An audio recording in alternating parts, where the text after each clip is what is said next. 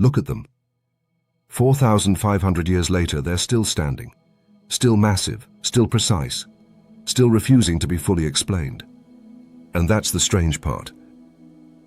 Because on paper, we're told the mystery is solved. We're told we know who built the Pyramids of Giza, how they were built, and why. So here's the real question. If we know all of that, why are we still arguing about them? Why does this topic never die? Why do people keep coming back to the same question again and again? Who really built the pyramids? And why do they still feel impossible? Hello everyone, and welcome back to our channel. Before we even talk about Egypt, let's zoom out for a second. Because Egypt is not alone. Across the world, in places that never contacted each other, humans built pyramids. In Peru, massive stepped pyramids rose from the desert thousands of years ago. In Mesoamerica, civilizations like the Maya and the Aztecs built enormous pyramid temples aligned with the sun and stars.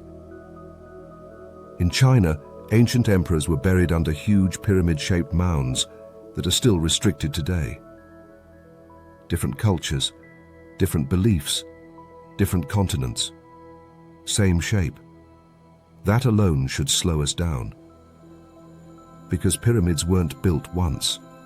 They were built again and again by humans who supposedly had no modern technology. Now let's come back to Giza. What do we actually know for sure? We know the pyramids were built around 4,500 years ago during Egypt's Old Kingdom. We know the Great Pyramid was built for Pharaoh Khufu. We know it was originally covered in smooth white limestone, so polished it reflected sunlight like a mirror.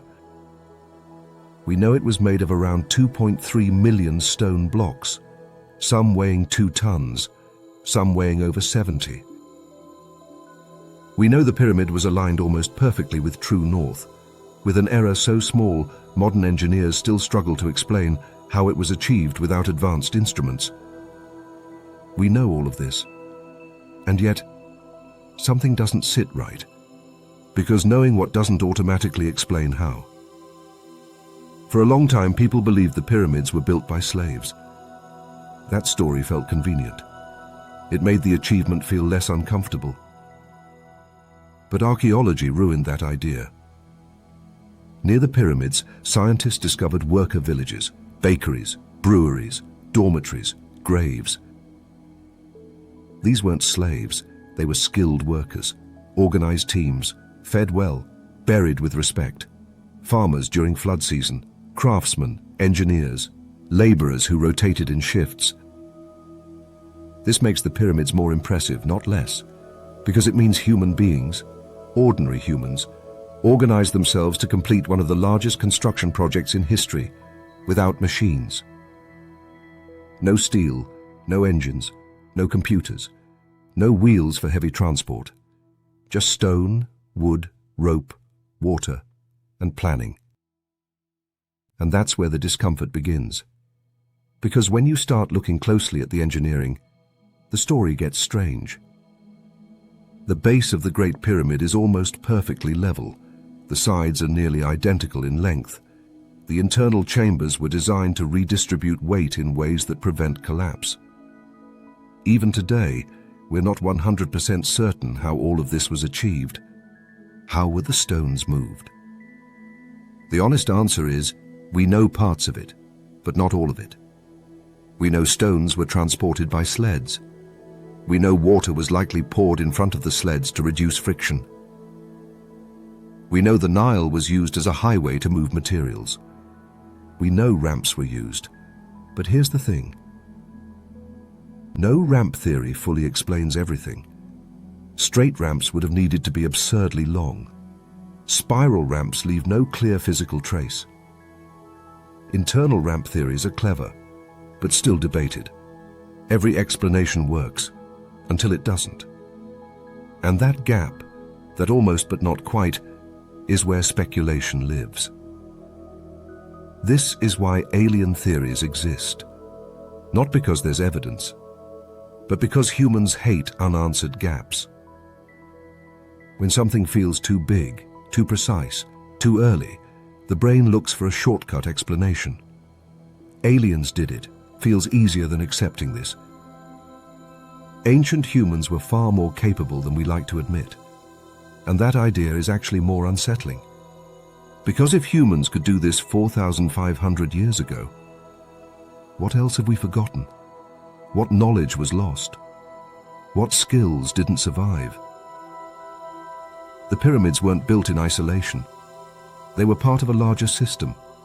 Temples, causeways, astronomical alignments, religious beliefs, state planning. They weren't just tombs, they were symbols of power, order, eternity.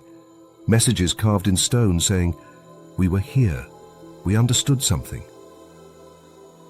And here's another uncomfortable truth. We don't fully understand why such extreme precision was necessary. The pyramids didn't need to be this accurate to function as tombs. They didn't need to align so perfectly. They didn't need internal chambers designed with such care. Yet they were. And when modern scientists scan the Great Pyramid, they still find surprises, hidden voids, unexplained spaces, design choices that raise more questions than answers. This doesn't mean magic. It doesn't mean aliens. It means humility. The pyramids force us to admit something we don't like admitting. We are not automatically smarter than the past. Technology advanced, knowledge changed. But intelligence, creativity, organization, those existed long before us. The pyramids survive not because they are mysterious, but because they were built with intention, skill, and patience. And maybe that's why they bother us.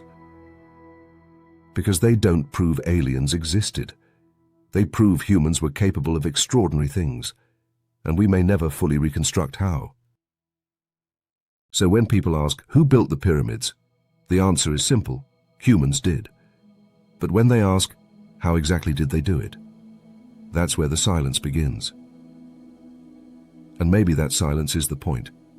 Because the pyramids aren't just monuments to the dead, they're mirrors, reflecting our need for certainty, our discomfort with gaps, our tendency to underestimate those who came before us. And there you have it. Not a solved mystery, not a fantasy, but something far more powerful. A reminder that human potential didn't start with us, and it doesn't end with us either. Now I want to hear from you. Do you think we've underestimated ancient civilizations? Or do you believe there's still something missing from the story? Share your thoughts in the comments. And if questions like this keep pulling at your curiosity, subscribe, because we're just getting started. And remember, sometimes the most uncomfortable mysteries aren't about the past. They're about what they reveal about us.